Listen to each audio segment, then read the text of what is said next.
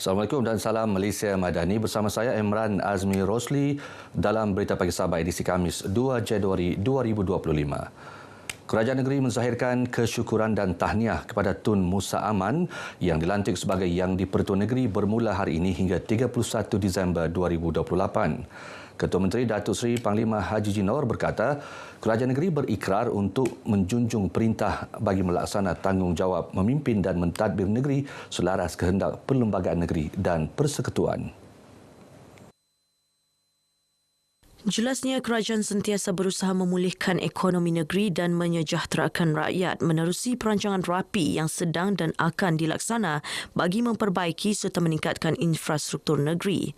Beliau berucap sempena istiadat lafaz sumpah jawatan Tuan Yang Terutama Yang di-Pertua Negeri Sabah ke-11 di Istana Seri Kinabalu. Beliau turut berkongsi pelbagai inisiatif dan kejayaan yang dicapai kerajaan negeri sejak lebih 4 tahun lalu, khususnya usaha memulihkan ekonomi negeri dan menyejahterakan rakyat menerusi Pelan Pembangunan Hala Tuju Sabah Maju Jaya SMJ. Menerusi Pelan Pembangunan SMJ, kerajaan negeri berjaya meningkatkan nilai pelaburan di samping menawarkan pelbagai peluang pekerjaan kepada anak-anak tempatan. Hasil negeri turut meningkat dengan kutipan hampir 7 bilion ringgit pada tahun lepas. Ia hasil komitmen tinggi pimpinan kerajaan bersama-sama penjawat awam selaku penggerak jentera kerajaan yang menghasilkan impak positif dalam pertumbuhan ekonomi negeri. Pemerkasaan Bahasa Inggeris, Pendidikan dan Latihan Teknikal dan Vokasional TVET dan Sains Teknologi Kejuruteraan dan Matematik STEM antara fokus utama Kementerian Sains, Teknologi dan Inovasi KSTI pada 2025. Menterinya Datuk Dr. Muhammad Arifin Muhammad Arif memaklumkan bagi tujuan itu, Kementerian akan mengadakan perbincangan bersama Jabatan Pendidikan Negeri dan pihak Universiti Malaysia Sabah UMS serta Universiti Teknologi Mara UiTM. Dalam masa terdekat saya akan panggil pengarah Jabatan Pendidikan daripada Universiti, UMS, UiTM, kemudian IPJ, kemudian beberapa pakar untuk mendengar sumbang saran mereka macam mana cara-cara kita untuk meningkatkan penguasaan bahasa Inggeris di Sabah ini. Dato' Arifin juga Exco Agama dan Pendidikan ditemui media selepas Majlis Surabaya Mesra Prisma Warga Pendidikan di Membakut. Dalam perkembangan lain, Dato' Dr. Muhammad Arifin berkata, penubuhan Pusat Kecerdasan Buatan AI di Sabah kini dalam perbincangan bersama beberapa pakar dari UMS. Penubuhan Pusat AI di Sabah dapat membantu kecemerlangan agenda pendidikan di negeri ini. Dalam perkembangan berkaitan, Datuk Dr. Muhammad Arifin memberitahu setiap sekolah dalam daerah Membakut tidak akan tercicir daripada menerima pelbagai bantuan pendidikan. Selain bantuan pendidikan tahunan adun lebih RM400,000, setiap sekolah juga menerima bantuan pendidikan disalurkan kerajaan. Bantuan itu diberikan sejak 18 tahun lepas.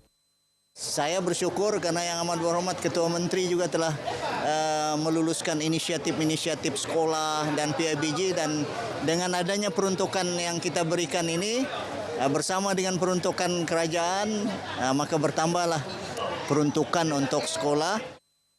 Mengenai majlis ini, Datuk Arifin yang juga Exco Agama dan Pendidikan berkata, Prisma atau Majlis Apresiasi Pemantapan Pendidikan Membakut merupakan wadah mendekati warga pendidik. Menerusi Prisma, katanya dapat mengenal pasti pelbagai keperluan kritikal pendidikan sekaligus mengetahui perkembangan pendidikan di daerah tersebut. Mendepani tahun baru 2025, pelbagai harapan yang bakal mempengaruhi kehidupan rakyat di negeri ini perlu direalisasikan. Focal Person Kebangsaan Kementerian Pendidikan KPM Sabah, Datuk Muhammad Arif Tun Sakaran berkata, antaranya meningkatkan ekonomi secara menyeluruh selain memperkasa modal insan menerusi bidang pendidikan. Ini termasuk memastikan inisiatif pendidikan yang disediakan kerajaan negeri pada 2025 ini sampai kepada golongan sasar.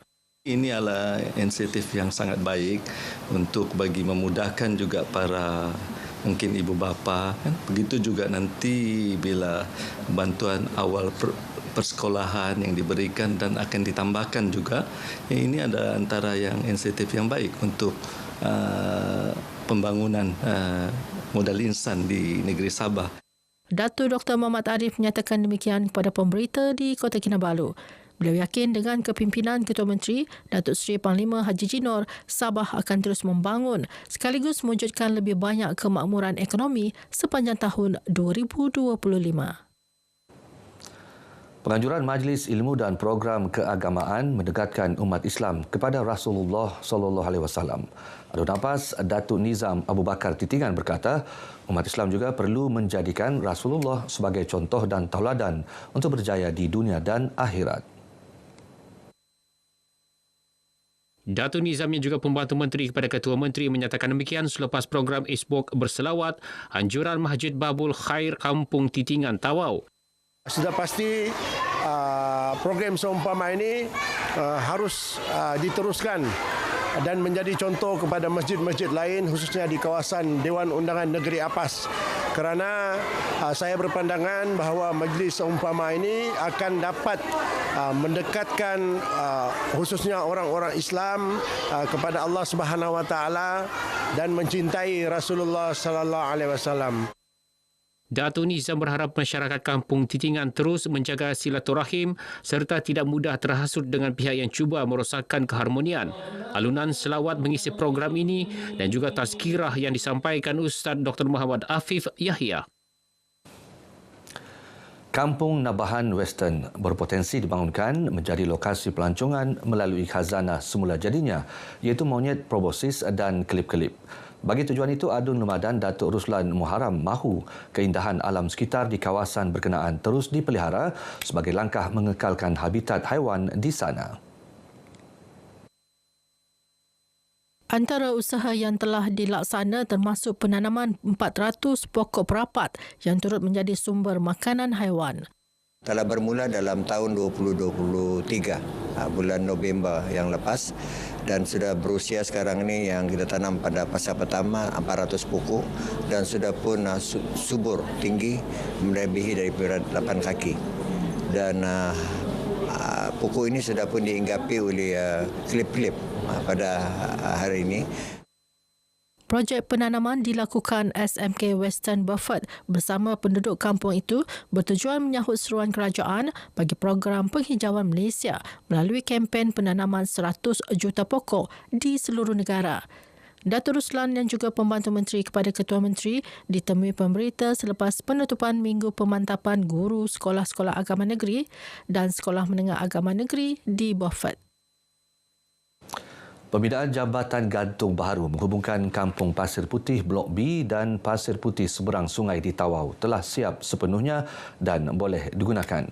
Jambatan tersebut menggantikan jambatan lama yang rosak akibat banjir pada Ogos 2023. Ahli Parlimen Kalabakan, Datuk Andi Muhammad Suryadi Bandi berkata, dengan adanya jambatan gantung baharu ini, ia memudahkan pergerakan penduduk kampung. Terima kasih kepada pihak kerajaan melalui ICU yang telah membentukkan sejumlah peruntukan untuk memastikan jambatan yang telah runtuh pada banjir besar, saya ingat pada Ogos tahun lalu, yang mengakibatkan kepayahan untuk anak-anak kita pergi sekolah, untuk penduduk kampung pergi bekerja. Datuk Muhammad Suryadi menyatakan demikian selepas merasmikan pembukaan jambatan gantung Kampung Pasir Putih. Beliau turut mencadangkan agar Jabatan Pengairan dan Saliran memperbaiki sistem aliran sungai berkenaan bagi mengelak hakisan dan runtuhan tebing sungai. Kami amat berterima kasih kepada YB Andi Suryadi dan pihak kerajaan kerana telah membina jambatan gantung untuk kemudahan kami berulang-alik dari seberang sungai untuk anak-anak ke sekolah dan pergi bekerja.